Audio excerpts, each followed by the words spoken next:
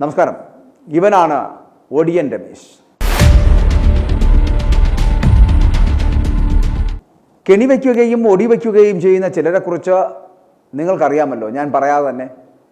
അത്തരത്തിൽ തലയിൽ മുണ്ടിട്ട് നടന്ന് ഒടിവെക്കുന്ന ഒരാൾ ഈ കോൺഗ്രസ് പാർട്ടിയിലുണ്ട്. അതാണ് ഒടിയൻ രമേശൻ. എന്നാൽ ആ ഒടിയൻ രമേശനെ കോൺഗ്രസ്സുകാർക്ക് മാത്രം തിരിച്ചറിയാൻ സാധിക്കുന്നില്ല എന്നുള്ളതാണ്. കസേരമോഹിയായ ഈ 5 ഇഞ്ചുകാരൻ മുൻപ് ഉമ്മൻചാണ്ടിക്കിട്ട് പണിത് അവസാനം പാർട്ടിക്കിട്ടും പണിത് 10 കൊല്ലം ആ പാർട്ടിയെ ഗ്യാലറിയിലിരുത്തി. ഇപ്പോൾ ആയുസ് തീർന്നിട്ടും ആർത്തിമൂത്ത് അധികാരത്തിനായിട്ട് പാർട്ടിക്കുള്ളിൽ ഒടിവയ്പ് പരിപാടികളുമായിട്ട് ഇങ്ങനെ ഓടി നടക്കുകയാണ് അദ്ദേഹം. പാർട്ടിക്ക് വയ്ക്കുന്ന രമേശൻ്റെ കെണികൾ ഒന്നും തന്നെ പാർട്ടിക്കാർക്ക് മനസ്സിലാകുന്നില്ല.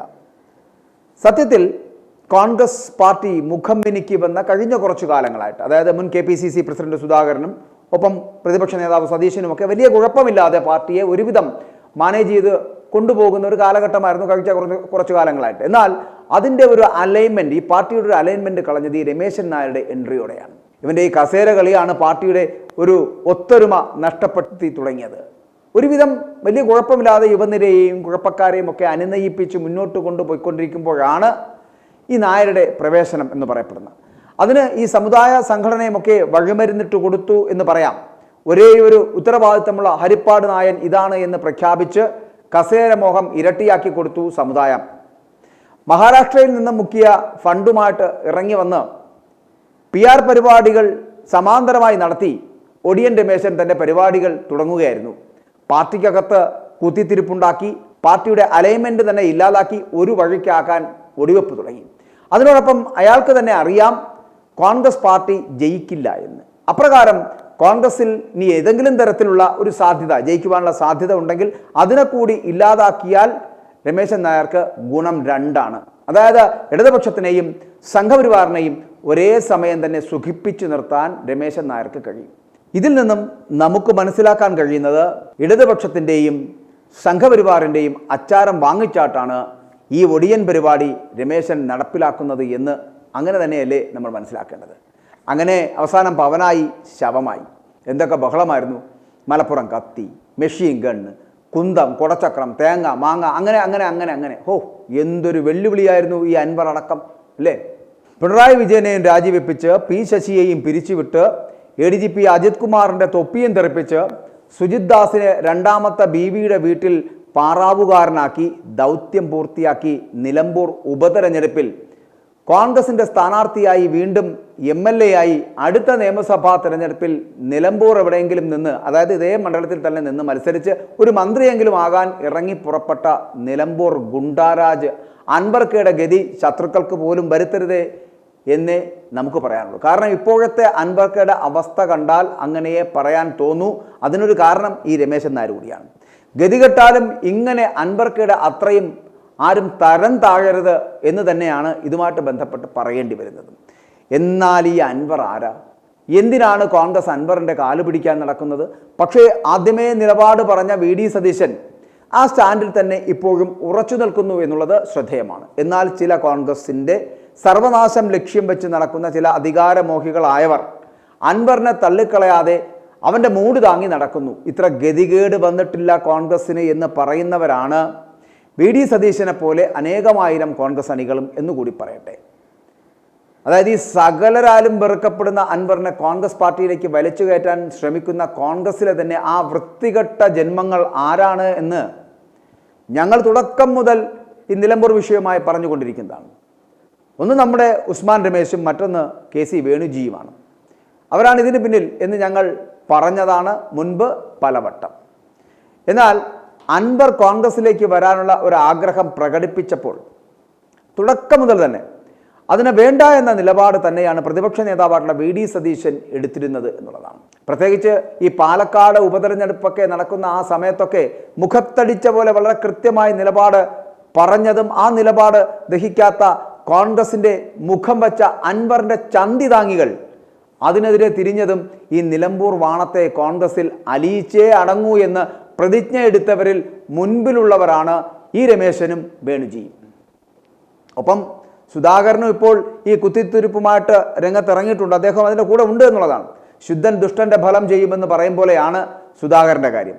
സുധാകരൻ ഇപ്പോൾ എങ്ങനെയെങ്കിലും തന്നെ പണിഞ്ഞ് പുറത്ത് ചാടിച്ചവന്മാർക്കിട്ട്, അതായത് ഈ സതീശൻ ഉൾപ്പെടെയുള്ളവർക്കാണ് ഒരു പണി തിരികെ കൊടുക്കുവാനായിട്ടാണ് സുധാകരൻ്റെ ഇപ്പോഴത്തെ ശ്രമം എന്ന് പറയപ്പെടുന്നത്. സതീശനെതിരെ ആഞ്ഞടിക്കുന്ന സമീപനം സ്വീകരിക്കുന്നത് പോലും അതുമായിട്ട് ബന്ധപ്പെട്ടിട്ടാണ്. മാത്രമല്ല അൻവറിനോടൊരു പ്രത്യേക സ്നേഹം, ഒരു മമതയൊക്കെ സുധാകരന് ഉണ്ട് താനും. അതുകൊണ്ട് തട്ടുകേടുണ്ടാകാൻ പോകുന്നത് ആർക്കാണെന്ന് അറിയാമോ? ഈ കോൺഗ്രസ് പാർട്ടിക്കാണ്. അതുകൊണ്ട് സുധാകരനെയും നിലയ്ക്ക് നിർത്തേണ്ടത് അത്യാവശ്യമാണ്. പക്ഷേ അന്നു മുതൽ ഈ പാർട്ടിയുടെ ഭാഗമാകാൻ സകല നാറിയ കളികളും കളിക്കുകയും അതിനുശേഷം അതിന് ഒത്താശ ചെയ്ത് കൊടുക്കുകയും ഒക്കെ ചെയ്തവരാണ് ഇന്നും അൻവറിനെ കൈവിടാതെ ഒപ്പം നിർത്താൻ ഈ ട്രപ്പീസ് കളി കളിക്കുന്നത് എന്നുള്ളതാണ് ശ്രദ്ധേയമാകുന്നത്. കോടികൾ കയ്യിൽ കിട്ടിയാൽ പാർട്ടിയും ആദർശവും ഒക്കെ മറക്കുന്ന ഉസ്മാൻ രമേശിന് അൻവർക്ക് ഏകദേശം ഒരു 150 കോടിയെങ്കിലും വാഗ്ദാനം ചെയ്തത് കൊണ്ടാകാം ഇങ്ങനെ ഈ നിലമ്പൂർ മൂരിയെ ഇങ്ങനെ ചുമക്കാനായിട്ട് എന്തും സഹിച്ചു കൂടെ നിൽക്കുന്നത് എന്ന് പറയേണ്ടിയിരിക്കുന്നു.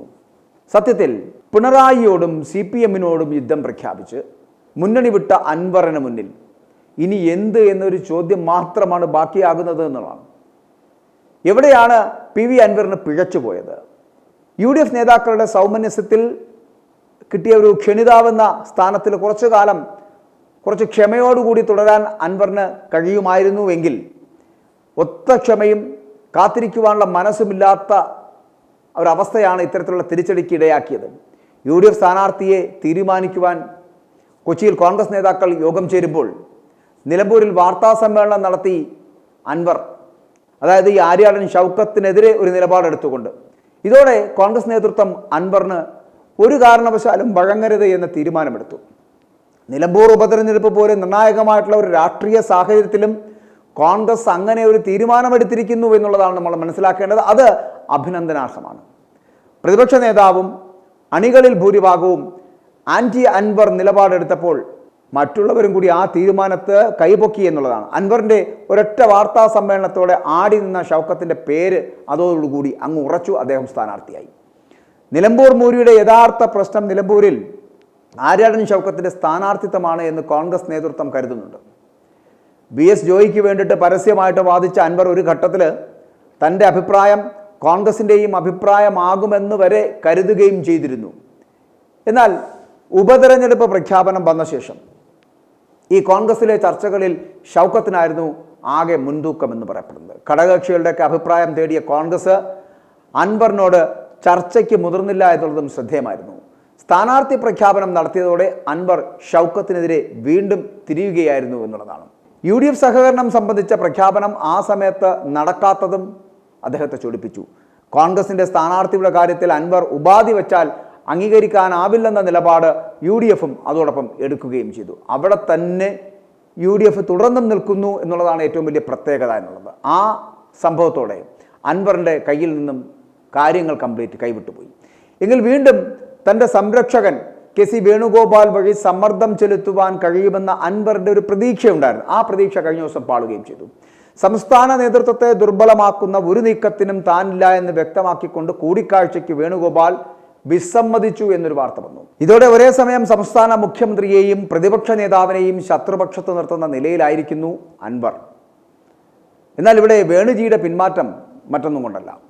അതായത് ഈ കോൺഗ്രസ്സിൽ VD സതീശൻ്റെ നിലപാടിനോട് പൂർണ്ണമായിട്ടും അണികളും ഭൂരിപക്ഷം നേതാക്കളുമൊക്കെ പിന്തുണ അറിയിച്ച സാഹചര്യത്തിൽ വേണുജി ഒറ്റപ്പെടുമെന്ന ഒരു തോന്നലാണ് സത്യത്തിൽ ഈ പിന്മാറ്റത്തിന് കാരണമായി പറയേണ്ടത്. അല്ലാതെ മറ്റൊന്നുമല്ല. തിരിഞ്ഞു നോക്കുമ്പോൾ എത്ര ദയനീയമാണ് സ്വയം വരുത്തി വെച്ച അൻവറിൻ്റെ രാഷ്ട്രീയ പതനം എന്നുള്ളതാണ്. ഇടതുമുന്നണിയിൽ സ്വതന്ത്ര MLA ആയി നിൽക്കുമ്പോൾ കോൺഗ്രസ് മുസ്ലിം ലീഗ് നേതാക്കൾക്കെതിരെ ഗുരുതരമായിട്ടുള്ള അഴിമതി ആരോപണങ്ങൾ ഉന്നയിച്ച അൻവർ ഇപ്പോൾ ശ്വാനതുല്യനായി സതീശൻ്റെയും വേണുഗോപാലിൻ്റെയും ഒക്കെ കാലു പിടിക്കുന്ന കാഴ്ച കൗതുകവും ഒപ്പം തന്നെ ദയനീയവുമാണ് എന്ന് പറയേണ്ടിയിരിക്കുന്നു. അൻവറിൻ്റെ പിന്നിൽ സുധാകരൻ എന്ന പകൽ പോലെ വ്യക്തമാണ്. ഒപ്പം രമേശനും. സതീശൻ എന്നെ നഗ്നനാക്കി തെരുവിലേക്ക് വലിച്ചെറിഞ്ഞു, എന്നിട്ടും പക അടങ്ങാതെ ചെളിവാരി എറിയുന്നു എന്ന് അൻവർ പറഞ്ഞു, വിലപിച്ചു. കിട്ടിയ അവസരത്തിൽ അൻവറിനോടുള്ള സതീശൻ്റെ പകരം വീട്ടൽ സമ്മതിച്ചേ മതിയാവൂ കേട്ടോ. ചില പകരം വീട്ടലുകൾ അനിവാര്യമാണ്. വിശ്വസിച്ച് ഒപ്പം നിന്നവരെ ഒറ്റിവഞ്ചിച്ച അൻവർ സ്വയം വാങ്ങിവെച്ച ശിക്ഷയാണിത്. പിണറായി വിജയനെ 6 മാസം മുമ്പ് വാപ്പയോട് താരതമ്യപ്പെടുത്തി നിലമ്പൂരിൽ പുലിയായി വിരാജിച്ചിരുന്ന അൻവർ ഇപ്പോൾ പൂച്ച പോലും അല്ലാതായി എന്നുള്ളതാണ്. ഒരു വിലയുമില്ലാതെ പിണറായിസമൊക്കെ പറഞ്ഞ് നടക്കുകയായിരുന്ന അൻവർ ഈ ശ്വാനിന് തുല്യമായി മാറി. അപ്പോൾ അൻവറിന് UDF-ലേക്കോ കോൺഗ്രസിലേക്കോ പ്രവേശനം നിഷേധിക്കപ്പെടുന്ന തരത്തിലേക്ക് എത്തുന്ന ഒരു സാഹചര്യവും ഉണ്ടായി. എല്ലാം ശരിയാക്കി കൊടുക്കാമെന്ന് പറഞ്ഞു വന്ന ഉസ്മാൻ രമേശും അവസാനം കൈയൊഴിയേണ്ട ഒരു സ്ഥിതിവിശേഷത്തിലേക്ക്. കാരണം എന്തൊക്കെ ചെയ്ത് അൻവറിനെ തിരികെ പാർട്ടിയിലെത്തിക്കുവാനുള്ള ശ്രമം നടത്തിയോ അതൊക്കെ രമേശന് തന്നെ നാളെ തിരിച്ചടിയാകും. കൂടാതെ വേണുഗോപാലിനെ പ്രതീക്ഷിച്ചിരുന്നു, ആ വേണുഗോപാലും അവസാനം കൈവെടിഞ്ഞു. കാരണം ഇതിനെല്ലാം കാരണം സതീശൻ എന്ന പ്രതിപക്ഷ നേതാവ് എടുത്ത വിട്ടുവീഴ്ചയില്ലാത്ത വളരെ കൃത്യമായ നിലപാട് തന്നെയായിരുന്നു. അത് കോൺഗ്രസിന് ഗുണമേ ചെയ്യുകയുള്ളൂ. അതിൽ നിന്ന് ഒരിക്കലും പിന്നോട്ട് പോകേണ്ട ഒരു അവസ്ഥ കോൺഗ്രസ് എന്ന് പറയപ്പെടുന്ന പ്രസ്ഥാനത്തിനില്ല എന്ന് അത് നയിക്കുന്നവർ കരുതേണ്ടതും തന്നെയാണ്. അപ്പോൾ ഇങ്ങനെ അൻവറിനെ കൊണ്ടുവരുന്നതിന് വേണ്ട പലതരത്തിലുള്ള കെണികൾ ഒടിവയ്ക്കുന്നതിന് വേണ്ടിയുള്ള ശ്രമങ്ങളൊക്കെ നമ്മളെ ഒടിയൻ രമേശനും അദ്ദേഹത്തിൻ്റെ സഹപ്രവർത്തകരുമൊക്കെ നടത്തിയപ്പോഴും പക്ഷെ അതിലെന്തോ വിജയിക്കുവാൻ കഴിഞ്ഞില്ല എന്നുള്ളതാണ്. ഇങ്ങനെ കെണിവയ്ക്കുകയും ഒടിവയ്ക്കുകയും ചെയ്യുന്ന ചെന്നിത്തല സത്യത്തിൽ കോൺഗ്രസിൻ്റെ ക്യാൻസർ എന്ന് പറയേണ്ടി വരും. ഉസ്മാൻ രമേശ് അൻവർക്കയുടെ കയ്യിൽ നിന്നും ഏകദേശം ഒരു 150 കോടിയെങ്കിലും അച്ചാരം വാങ്ങിയിട്ടായിരിക്കും ഈ കോൺഗ്രസ് എന്ന് പറയപ്പെടുന്ന പ്രസ്ഥാനത്തെ ശിഥിലമാക്കാൻ ശ്രമിക്കുന്നത് എന്ന് ഇനിയെങ്കിലും കോൺഗ്രസിലെ അണികളെങ്കിലും മനസ്സിലാക്കേണ്ടതാണ്. ഈ നാശത്തിനെ പണ്ട് പാർട്ടിയിൽ നിന്നും പലവട്ടം തലക്കുഴിഞ്ഞ് കളഞ്ഞതുമാണ്. അങ്ങ് മഹാരാഷ്ട്രയിലൊക്കെ തിരഞ്ഞെടുപ്പിൻ്റെ സമയത്ത് അവിടെ ഒരു പ്രതിനിധിയാക്കി അവിടെ പ്രതിഷ്ഠിച്ചതാണ് AICC പലവട്ടം. എന്നാൽ അവിടെ നിന്നും മുക്കാവുന്ന അത്രയും ഫണ്ടും മുക്കി അവിടെ പാർട്ടിയെയും വെള്ളത്തിലാക്കി പിന്നെ ഇവിടെ വന്ന് PR വർക്ക് നടത്തുകയാണിപ്പോൾ ഈ രമേശൻ. എന്നാൽ AICC ഇനിയെങ്കിലും ചെയ്യേണ്ടത് വരുന്ന തദ്ദേശ തിരഞ്ഞെടുപ്പും നിയമസഭാ തിരഞ്ഞെടുപ്പും കഴിയുന്നവരെയെങ്കിലും ഇവനെ നാടുകടത്തുകയാണ് ചെയ്യേണ്ടത്. അതായത് ഈ നമ്മൾ പൂച്ചയൊക്കെ ചാക്കിൽ കെട്ടി തലയ്ക്ക് 4 വട്ടം ഒഴിഞ്ഞ് കളയും പോലെ പാർട്ടിയെ ശിഥിലമാക്കാൻ നടക്കുന്ന ഇവനെയൊക്കെ മഹാരാഷ്ട്രയ്ക്കപ്പുറം ഏതെങ്കിലും ഒരു കുഗ്രാമത്തിൽ കൊണ്ട് കളയുകയാണ് വേണ്ടത്. എങ്കിൽ മാത്രമേ ഈ പാർട്ടിക്ക് ഒരു തിരിച്ചുവരവുണ്ടാകൂ. i2i News, an eye for truth. i2i News subscribe ചെയ്തിട്ടില്ലാത്തവർ ഇപ്പോൾ തന്നെ സബ്സ്ക്രൈബ് ചെയ്യുക. നോട്ടിഫിക്കേഷൻ ലഭിക്കുവാൻ ബെൽ ബട്ടണും അമർത്തുക.